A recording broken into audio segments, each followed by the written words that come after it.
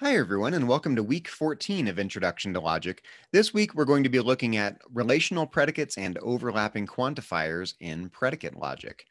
Let's go ahead and dive in. Up till now in predicate logic, we've been looking at one-place predicates that look like this: AX, BX, CX, and so on, where AX could stand for something like X is an animal, BX would stand for something like X is a balloon, CX stands for something like X is a cat, and so on. In other words, predicates that govern only a single object or a single category of objects. Now we're going to start looking at two-place predicates. These are predicates that govern the relationship between two different objects or two different groups of objects. So for example, what this looks like in predicate logic, you have a capital letter and followed by two lowercase letters, either constants A through W or variables X, Y, or Z. And you end up with constructions that look like this: AXY, BXY, CXY, and so on. Let's look at an example. Let's define the predicate LXY as X loves Y. And I think you can see the relational quality here. It governs the relationship between X and Y, hence why these are called relational predicates. So let's let LXY stand for X loves Y. And of course, in English, that's equivalent to a passively phrased sentence like this: Y is loved by X. So right off the bat, you need to be really careful with how these predicates are defined, whether they're defined in the active voice or defined in the passive voice, and the proper order of the variables based on the way the predicates are defined. We'll get into that here in just a little bit. Let's let the lowercase constant a stand for Arthur. Remember, the lowercase letters A through W are constants that stand for individual objects or people or entities. And the lowercase letters X, Y, and Z are variables that range over some group of objects. Let's let the lowercase letter V stand for Velma. Again, that's an individual constant standing for Velma. So if we have this relational statement here, LAV, that would then be equivalent to Arthur loves Velma. And of course, that can be rephrased in the passive voice in English as Velma is loved by Arthur. Those two statements are identical to each other. But this is what a typical relational statement, a simple relational statement in English looks like. You have a capital letter predicate that governs two individual constants, here A and V. So Arthur loves Velma. Let's look now at some simple categorical statements in English that use relational predicates and how those statements can be translated into logical notation using relational predicates and overlapping quantifiers. Let's start with this statement on the top right. Everything is different from everything. Now, what's interesting is that this statement also means everything is different from everything, including itself, which is kind of a strange notion. But let's talk about how this is translated grammatically. Notice here that there are two separate groups of objects that are being defined by this sentence. Everything, the group that's defined in the subject of the sentence, and the group that everything is different from, the second everything in the sentence. This means we're going to need two universal quantifiers that you can see here in the translation on the top left to define those two groups. So I've translated it here as for all X and for all Y, dxy. And of course, dxy here, as I've defined up above, is X is different from Y. So this says there are two individual groups: the group defined by this universal quantifier X, the group defined by this universal quantifier Y, and then this predicate defines the relationship between these two groups. And this predicate says every member defined by the class X here is different from every member of the class Y. So dxy, everything in X is different than everything in Y, in other words. And of course, because both of those groups represent everything in the universe, this means everything in the universe is different from everything in the universe, including itself. Again, that's a strange notion. Here's another statement. Let's look at the second item on the list here. Something is different from something. So again, we're going to need two quantifiers here. Something is different from something. In other words, there exists at least one thing. Remember, that's what something means in logic. At least one thing that is different from at least one other thing. So again, we're going to need two quantifiers here to capture these two existential groups. So what I have here on the left is there exists some X and there exists some Y, such that dxy, such that X is different from Y, in other words. So now, what's interesting here, and right off the bat, I want to draw attention to this. The main operator, the main quantifier in this statement here is the outer existential quantifier. The inner existential quantifier, the one using Y, is actually inside the scope of that outer existential quantifier. And that's what allows this predicate, two-place predicate, dxy, to be governed by both of these two quantifiers. And in general, when you have overlapping quantifiers, that's what you have. You have two quantifiers or more, where the inner ones are governed or bound by the outer ones. They're inside the scope of the outer quantifiers. So which means the main operator is always the one on the outside. Let's look at one that's a little more complicated. Everything is different from something. Now, there are two quantifiers here. The one defined in the subject of the sentence, everything is different from something. Now, in order to translate this, you have to ask yourself, what is the subject of this sentence? What is the main quantifier, in other words? What is the group that this sentence is making a statement about? Now, this sentence is pretty obviously making a statement about everything. It's not a claim about something in particular. It's a claim about everything. That's the subject of the sentence. So the main quantifier is going to be this universal quantifier to represent everything in the universe. Then you have to ask yourself, what claim is being made about that group? It says for everything in the universe, there exists something that it's different from. So inside the scope of that universal quantifier, we're going to need an existential quantifier to capture the notion that for everything in the universe, there exists something in particular that that subject is different from. So that's what we have here. We have an existential quantifier with a different variable y, and then dxy. We're saying for all x, I'm going to read this in logic speak now. For all x, there exists some object y such that x is different from y. And again, you want to kind of get in the habit of using this logic speak because it will make understanding the semantics of what you see in the logic notation easier for you to understand. So as I read this from left to right, for all x, in other words, for everything in the universe, there exists some y such that x is different from y. And that captures the meaning of this sentence. Everything is different from something. Now, by contrast, let's look at a very similarly sounding sentence, the last one in the row here, which says something very different. Something is different from everything. The subject of this sentence is something in particular. Some particular object is different from everything in the universe, presumably including itself again, which is kind of a strange notion. But because the subject of this sentence is something in particular, the main quantifier needs to be an existential quantifier. So you can see that here in the translation on the left. The main quantifier is this existential quantifier with an X. And then you have to ask yourself, what claim is being made about that particular object? It's different from everything. So we need another quantifier to capture this group of everything. That's what we have here, this universal quantifier with a different variable y. And then we have to express the relationship between those two groups, the subject of the sentence, in other words, a particular object, and then everything in the universe. We're saying there exists something x such that for everything in the universe, x is different from y. Now, these two sentences sound really similar to each other in the last two rows, but you can see that they have very different subjects. In the third row here, the subject of the sentence is a universal statement about everything in the universe. That's why the universal quantifier is the main quantifier in that statement. In the next statement, this is a claim about one particular object. And so the main quantifier here is this existential quantifier to capture the notion that we're making a claim about a particular object now. And we're relating that particular object then to everything in the universe.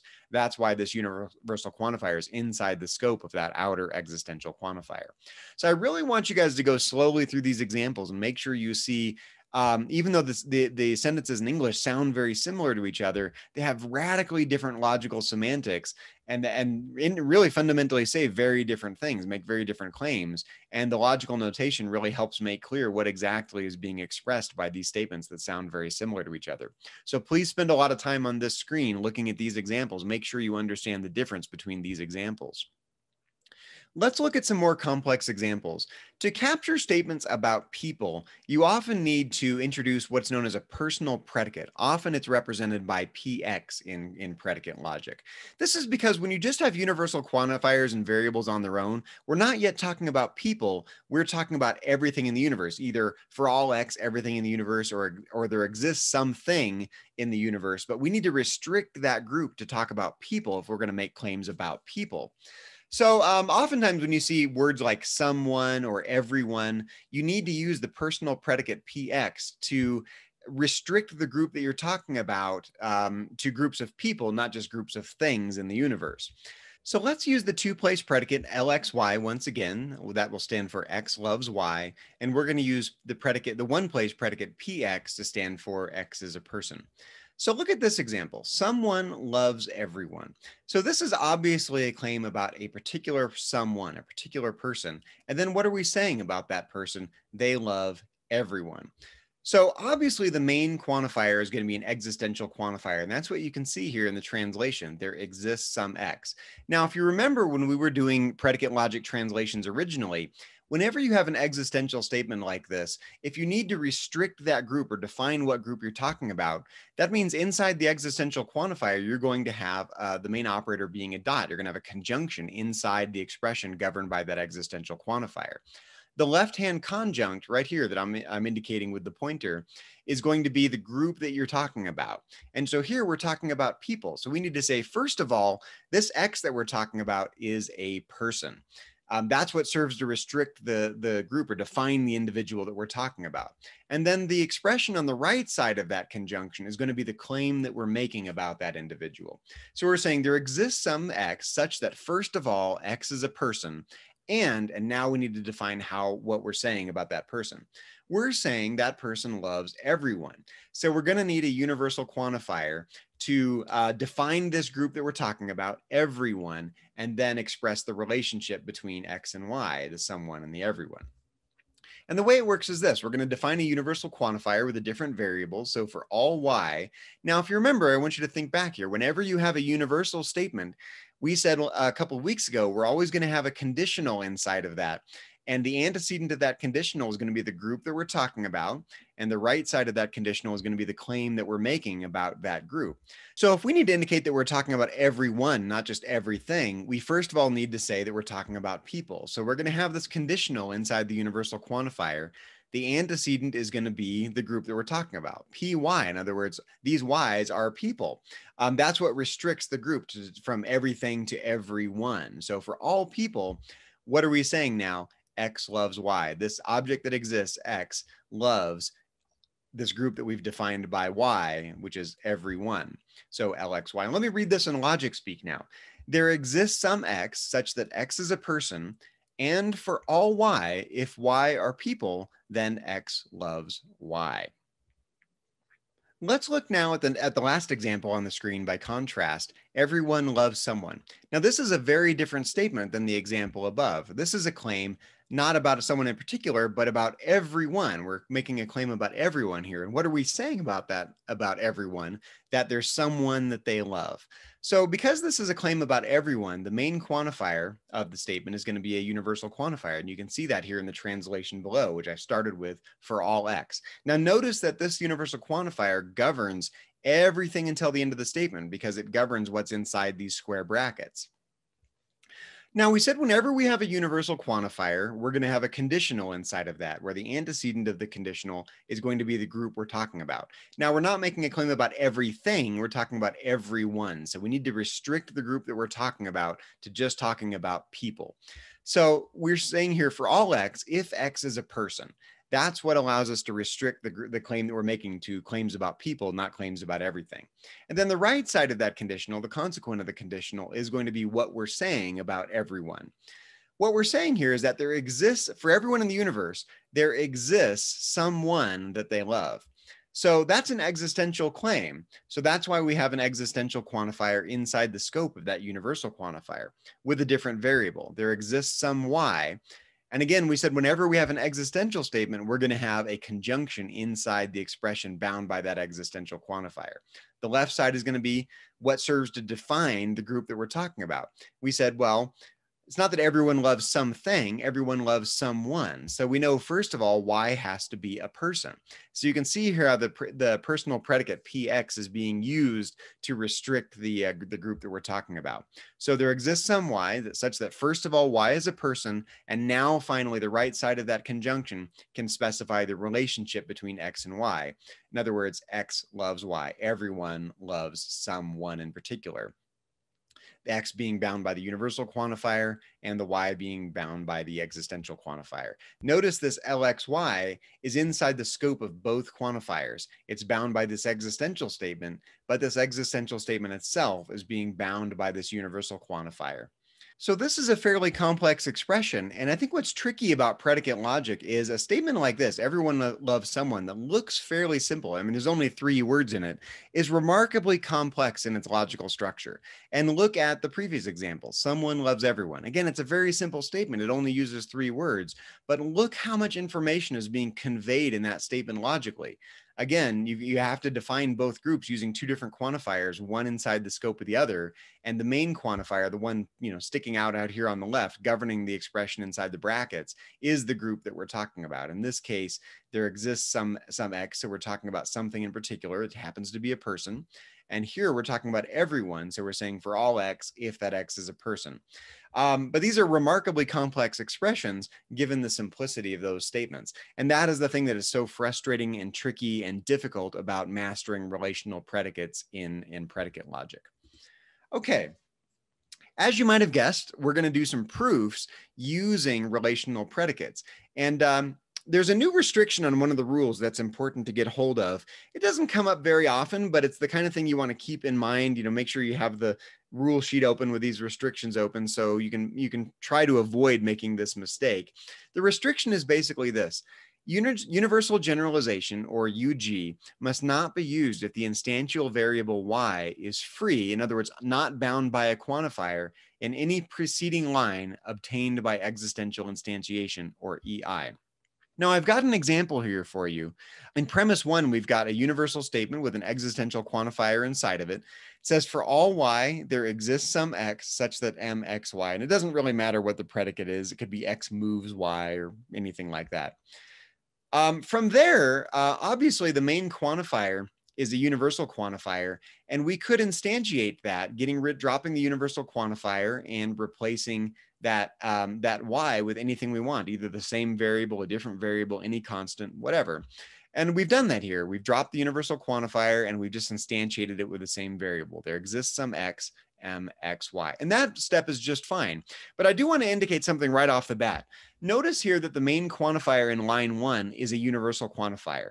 This existential quantifier that I'm highlighting right now is not the main operator, and you can only apply the instantiation rules to the main operator of a statement. This existential quantifier, there exists some x, is not the main operator, not the main quantifier, so you can't instantiate that. You can only instantiate this universal quantifier.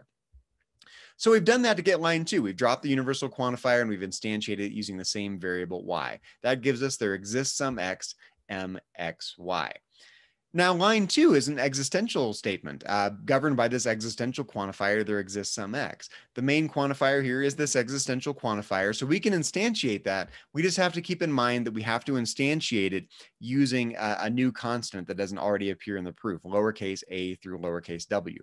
That's what we've done to obtain line 3. We've dropped the quantifier and we've replaced the x with a new constant, a. That gives us m-a-y.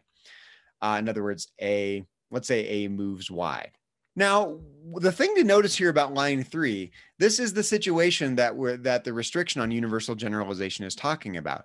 There is a line that was obtained by existential instantiation. That's what we can see here in what I'm circling right now, the justification for line 3 on the right.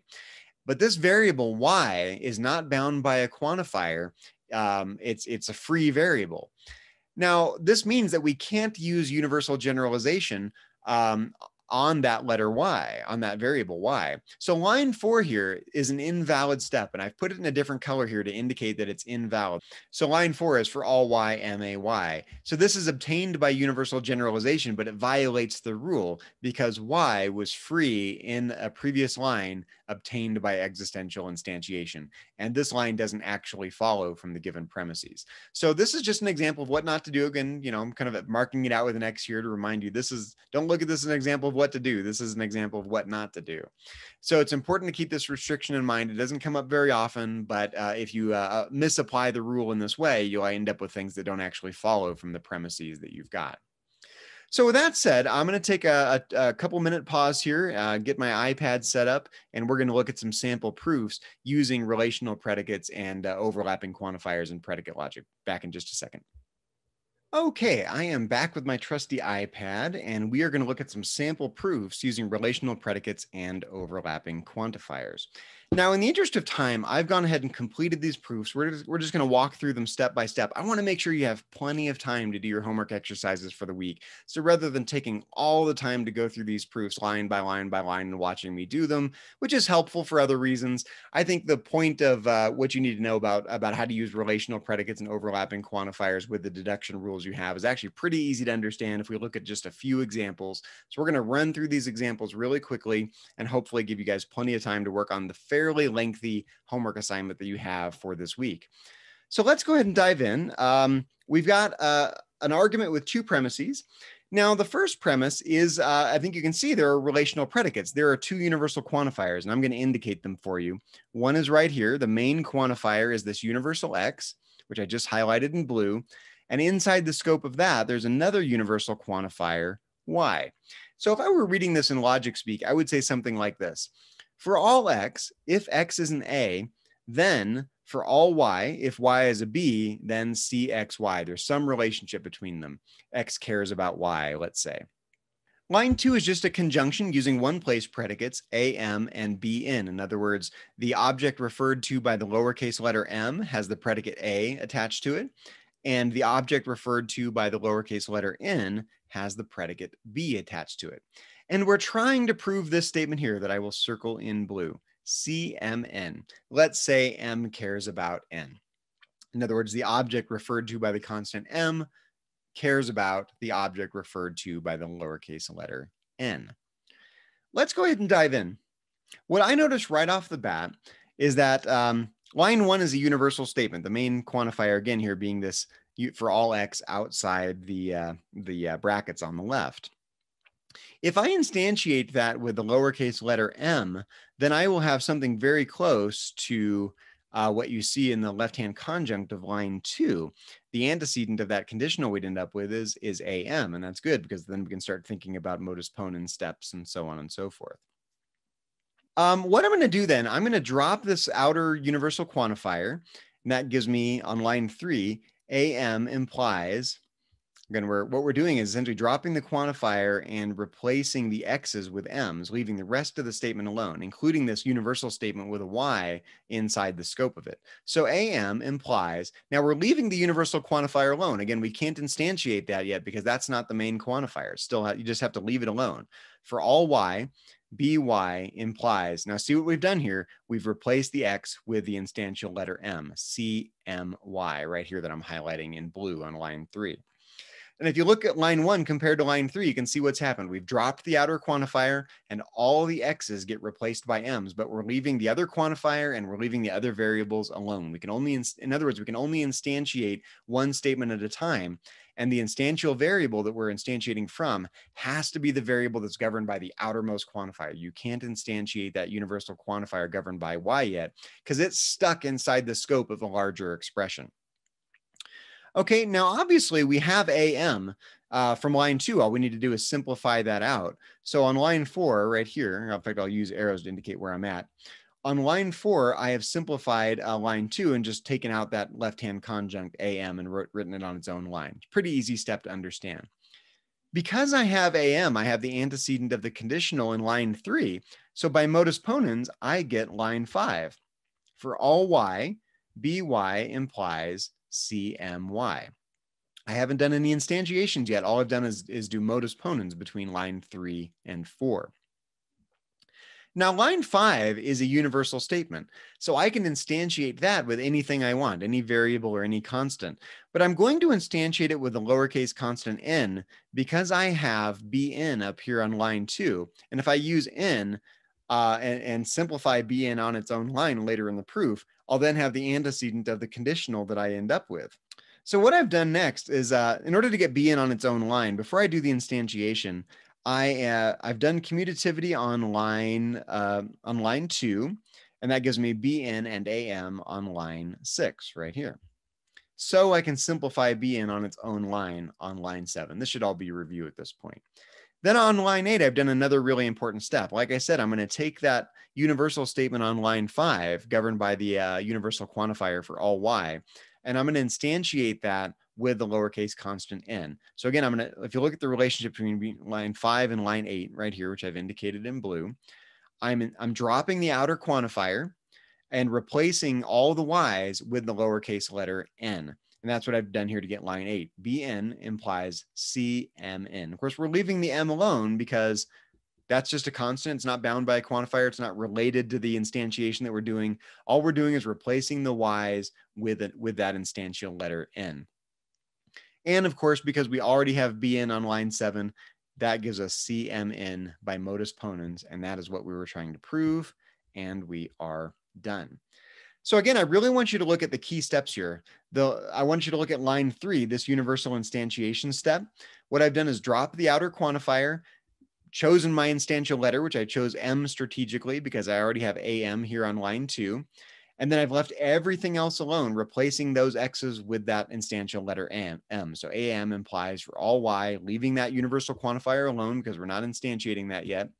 by implies cmy, and right here on line 3, I've replaced that x with the lowercase constant m. So you can see all the x's were replaced by m's, but all the y's have been left alone.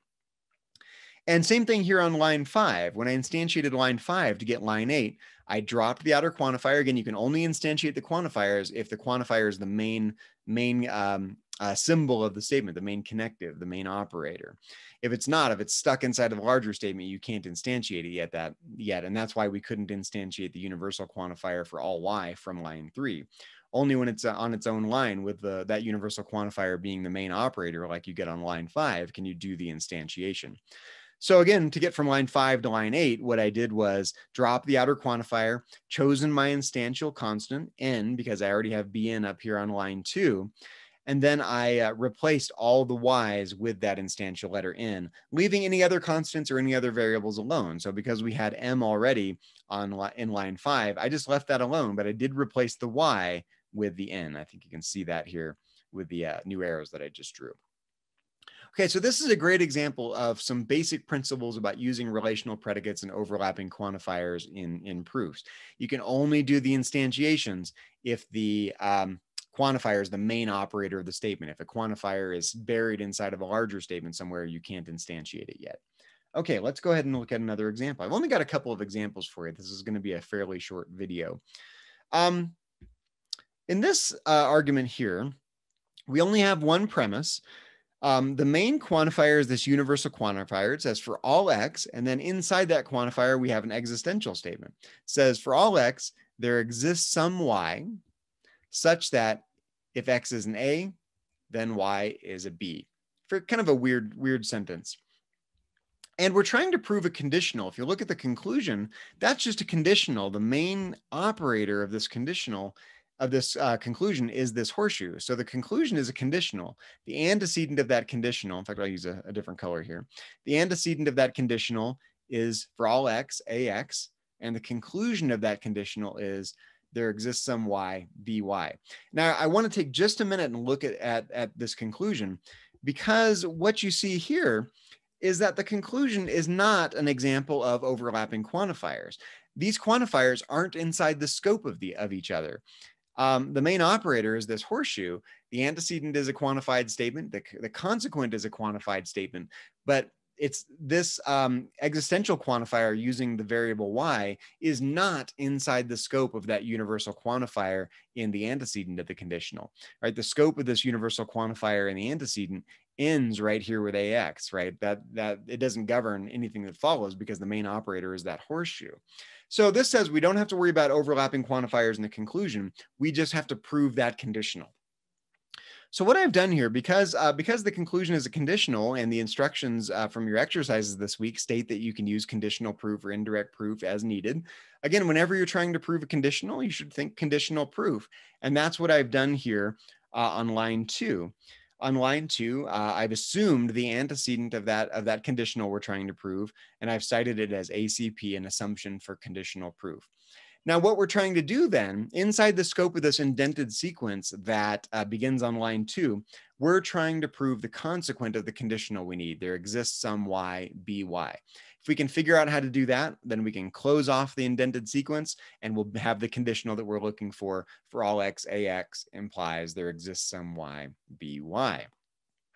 So that's what I've done on line 2. I've assumed the antecedent of the conditional we're trying to prove, and I'm now trying to get the consequent of that conditional inside the scope of this indented sequence. On line 3, I've instantiated line 1 using universal instantiation using the very same instantial variable x. So I've dropped the universal quantifier that you see in line 1 for all x. And then what I've done is rewritten everything else, every other part of the statement, all the other quantifiers, all the other variables, all the operators, using the same instantial letter for x. So I've dropped the universal quantifier. Of course, I'm just replacing x with itself, so it doesn't look like anything has changed. But what I've done is actually instantiated that variable x with the very same variable x. So if there exists some y, ax implies by. Now, if you look at line 3, this variable that I'm highlighting right now, x, is a free variable. So we know that we can't generalize from that, but I don't think that's going to come up in the context of this proof. So we don't have to worry about that restriction that we just talked about on universal generalization. Okay, on line 4, what I've done is I've done an existential instantiation from line 3. If you look at line 3, the existential quantifier, there exists some y, is the main operator of line 3. So I can instantiate that. Again, it's existential instantiation though, so I have to use a new constant that doesn't already appear in the proof. Always keep that in mind when you're using existential instantiation. So here, there are no constants already in the proof, so I can use any letter I want, any constant I want, excuse me, and I've chosen lowercase letter a. So I've dropped that existential quantifier, and I've rewritten the rest of the expression, replacing y with a. You can see that's how I got line 4. The quantifier is gone, and all the y's have been converted to a's, and everything else is left alone. The capital letter a, the lowercase x, all that is just left alone because it's not related to the instantiation of that particular variable.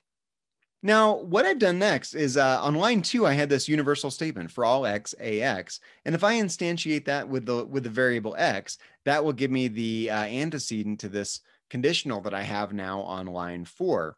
So I've done a universal instantiation from line 2 that gives me ax right here on line 5. Obviously, by modus ponens, if anything's reviewed, this should be reviewed at this point. Obviously, by modus ponens now, that gives us ba.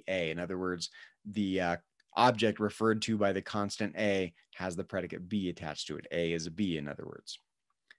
And on line 7, remember what I'm trying to get now is that there exists something that's a b. Well, if we know a is a b, obviously we know there exists something that's a b. So I've done an existential generalization here on line 6, and that gives me the consequent of the conditional I was looking for. There exists some y, by. And you can see here that you have to be careful, right? I could have done there exists some x, bx, or there exists some z, bz. But I've chosen y because that's what I'm trying to prove in the consequent of this conditional that I'm trying to build by conditional proof. So you have to be really careful about choosing which variables you use for instantiations and which variables you use for your generalizations to make sure you get the thing that you're looking for in the conclusion you're trying to prove. So once I've got that, I can just close off my conditional proof, build my conditional. That's what I've got on line A. I've shown now that if everything is an A, then there exists something that's a B, and that's what I was trying to prove. I got that from lines 2 through 7 by conditional proof.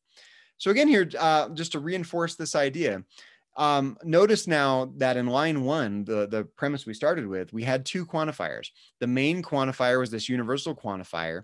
And this existential quantifier, there exists some y, is inside the scope of the universal quantifier for all x. This means we can't do the existential instantiation yet. We can only do universal instantiation to drop the outermost quantifier because that existential quantifier is still inside the scope of the larger expression. It's inside the scope of the universal quantifier.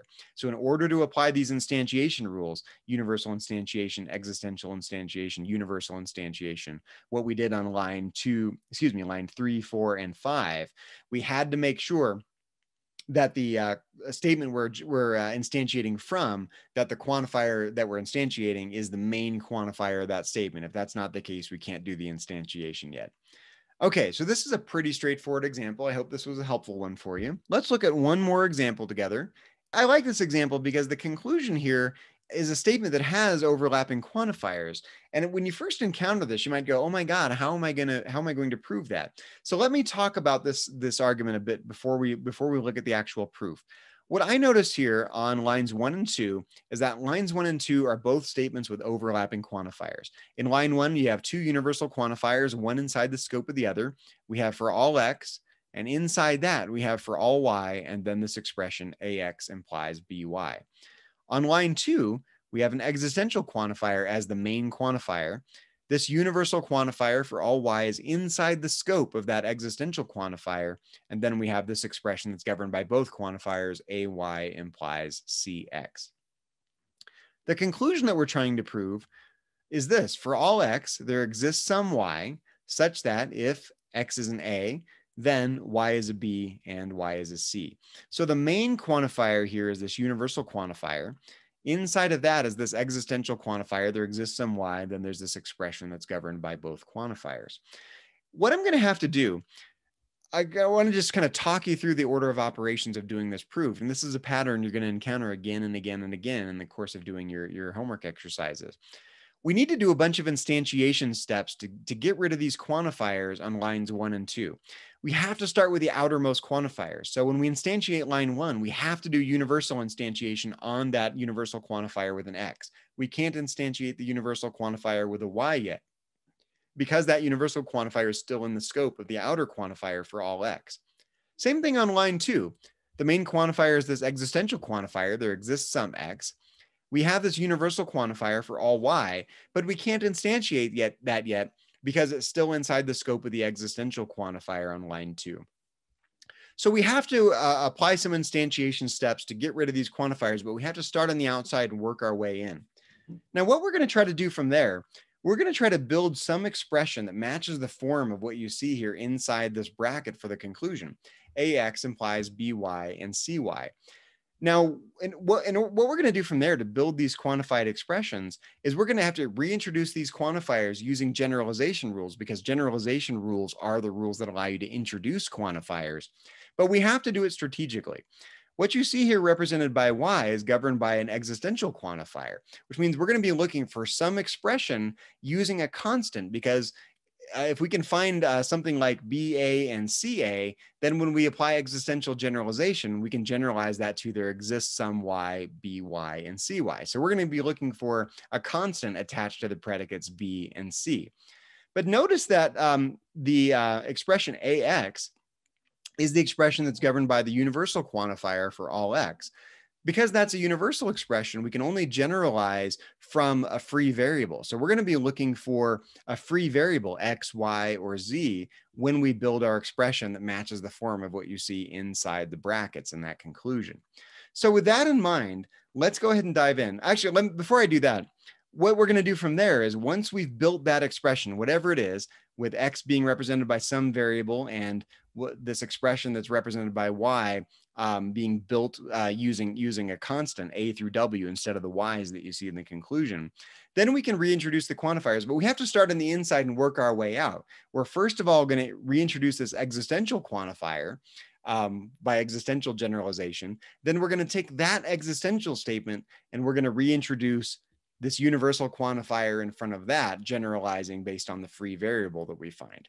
So when you're building an expression that has multiple quantifiers, you have to kind of start on the inside out, because the inner ones are governed by the scope of the outer ones. So when you're generalizing, adding quantifiers, you have to start on the inside, work your way out. But when you're getting rid of quantifiers, doing the instantiation steps that I described in terms of how to start the proof, you have to drop the outer ones first before you can instantiate the inner ones. So generalization is like the opposite of instantiation. Instantiation is dropping the quantifiers and instantiating the statement using variables or constants. And you do that starting the outside, working your way in. But when you're generalizing, in other words, building an expression that has overlapping quantifiers, you start on the inside and work your way out, because the very last step is going to be to introduce this universal quantifier for all x that you see in the conclusion. Let's go ahead and dive in. I've done the proof for you. We're just going to walk through how to do it. So we have a choice now. We can either instantiate line 1 or we can instantiate line 2. I've chosen to instantiate line 2 because, and generally this is the case, when you have a choice between instantiating an existential statement or instantiating a universal statement, you want to instantiate the existential statement first, because that forces you to introduce a new constant that doesn't already appear in the proof. Whereas the universal statement, you can instantiate again and again and again as many times as you want using any free variable or any constant that you want. So I've chosen to instantiate line 2 first. What I've done is drop the existential quantifier, and I've replaced the x that's governed by that quantifier with a new constant, a. There wasn't already a constant in this proof. I could have chosen any constant I want. I've just chosen a here. So you see here on line 3, which I'm going to indicate with an arrow, I've dropped the existential quantifier. I've left the universal quantifier alone because I'm not instantiating that yet. For all y, ay implies, now what I've done here is I've changed the x to an a, implies ca. Now line 3 is just a universal statement. And knowing that I'm going to have to apply universal generalization based on this phrase that matches ay, I'm going to choose to do it with a free variable so I can apply universal generalization to that later. So what I've done, I've taken this statement on line 3 for all y, ay implies ca, and I've instantiated it using the free variable x here on line 4. That gives me ax implies ca. Dropped the outer quantifier and I've changed that y to an x. I could have chosen the same variable y, but I chose a different variable just to indicate what's going on with the universal generalization. So I've dropped the outer quantifier for all y, replaced the y with an x, and I've rewritten the rest of the statement exactly as it is, leaving the capital letter C and the lowercase letter a alone. So ax implies ca. Now I'm going to start instantiating line 1. Now line 1 is a universal statement governed by this outer universal quantifier for all x, but inside the scope of that is this other universal quantifier for all y on line 1. But I can only instantiate one at a time, and I have to instantiate the outer one first. I can't instantiate the inner one yet because the inner quantifier is not the main quantifier. So on line 5, I've dropped the outer quantifier for all x. I've left the universal quantifier for all y alone, and then I've rewritten the rest of the statement. Again, I'm actually choosing the same instantial letter, instantiating x with the same variable x. So that gives me ax implies by. But that in itself is just another universal statement on line 5 for all y, ax implies by. But because I'm looking for an expression that has constants in it attached to the predicate b, so I can do this existential generalization I talked about to build the conclusion, I'm going to instantiate line 5 using the constant a, so I can start to build this expression ba and ca that I'm looking for, so I can apply a future generalization step. And this is a great example of how you have to instantiate strategically. If you know you're going to have to apply an existential generalization based on the predicate b, then you probably want to instantiate line 5 with a constant so you have something you can generalize from. And that's what I've done on line 6. I've dropped the universal quantifier. I've left ax alone, but here I've replaced y with the constant a, knowing that I'm going to apply existential generalization to that constant down the road. Now, once I've done that, what I'm looking for, I said, was something that matches the form of this expression that you see governed by the brackets. But inside the brackets is a conditional. So let me talk you through this. If I could build something that matches this form, ax implies by and cy, where x is a free variable and y would actually be represented by constants, something like ba and ca or bb and cb, then I could close off my conditional proof sequence and I could start to apply my generalization steps to introduce those quantifiers like they talked about. But what I have to have a conditional that has ax, where x is some variable, and by and cy, but represented by constants, ba and ca, bb and cb, so on and so forth. But because that's a conditional, I'm going to try to get it by conditional proof. So on line 7, I actually assumed ax. Now, again, this should flag one of the restrictions here. We can't apply a universal generalization on that inside the scope of the sequence. So just be aware that it doesn't apply here, but that's something that should flag one of the restrictions that we've talked about on using conditional proof and indirect proof with in predicate logic. And now I'm looking for something like ba and ca. Once I've assumed ax on line 7, pretty easily to see now, that gives me ba from line 6 and 7 by modus ponens. That also gives me ca from line 4 and 7 by modus ponens. Should be pretty easy to see. And of course, now that we have ba and we have ca, we can just conjoin those together, and that gives us ba and ca. We can close off our conditional proof sequence. That gives us ax implies ba and ca. And I really want you to pay attention to what you see here on line 11, because this is the magic that makes this proof work. X is a free variable in line 11, so we can apply universal generalization on that, but we're not going to do that first because that's the outer quantifier that we need. We first need the existential quantifier inside the scope of that. And the rest of the statement uses the lowercase constant a, ba, and ca. From that, we can do existential generalization because we have constants there. So that's what I'm going to do. From line 11 to 12, I'm going to apply existential generalization introducing the quantifier and replacing those a's with the variable bound by that quantifier. So on line 12, I've reintroduced this existential quantifier. Of course, that corresponds to what you see up here in the conclusion, the existential quantifier with the variable y. There exists some y. I'm leaving the x's alone. So ax implies, now what I've done is replace the a's with y's, implies by and cy. Oops, and I actually forgot a bracket there. So let me add my little missing bracket. There we go.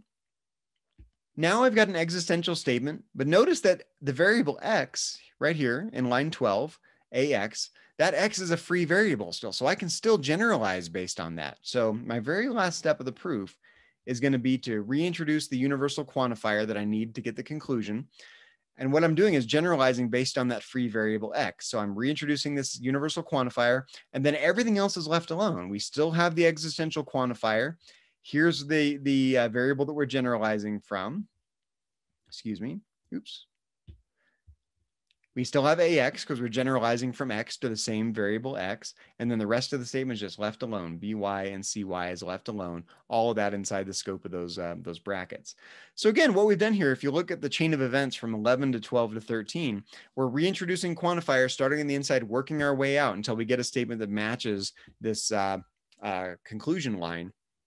But when we were instantiating to get rid of the quantifiers in lines 1 and 2, we had to start on the outside and work our way in. And here we used a conditional proof sequence on lines 7 through 10 to get something that matches the form of what you see in the brackets in the conclusion in order to be able to apply the generalization steps that we needed to introduce the quantifiers in the right order. So this is a very, fairly complicated proof when you encounter it, but if you just keep a few simple principles in mind, then you won't go wrong.